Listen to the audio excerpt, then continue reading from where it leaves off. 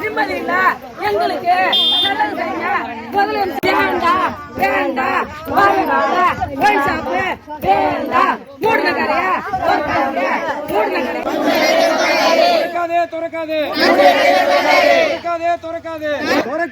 துறக்காதே மூடிய கடையை துறக்காதே அது கடை வேண்டாம்.